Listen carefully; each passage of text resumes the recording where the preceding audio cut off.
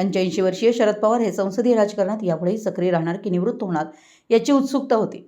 पण आता अखेर शरद पवार यांच्या नावावर शिक्कामोर्तब झालं. 1960 साली महाराष्ट्र विधानसभेत प्रथमच आमदार म्हणून निवडून आल्यापासून आजपर्यंत सातत्यानं लोकप्रतिनिधी म्हणून कार्यरत राहण्याची कामगिरी शरद पवार यांनी केली आहे.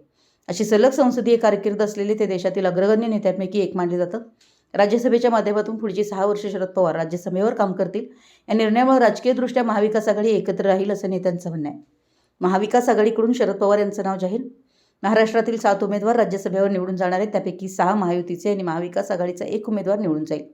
भाजपकडून केंद्रीय मंत्री रामदास आठवले, भाजपचे नेते विनोद तावडे, नागपूरच्या माजी महापौर माया चिंतामण, येवनाथे आणि रामराव वडकुते यांची नावं जाहीर करण्यात आली. तर राष्ट्रवादी काँग्रेसकडून दिवंगत नेते अजित पवार यांचे पुत्र पार्थ पवार यांचं नाव जाहीर करण्यात आलं आहे. शिवसेनेकडून अद्याप नाव जाहीर झालेलं नाही. तर महाविकास आघाडीकडून शरद पवार यांचं नाव जाहीर करण्यात आलं आहे.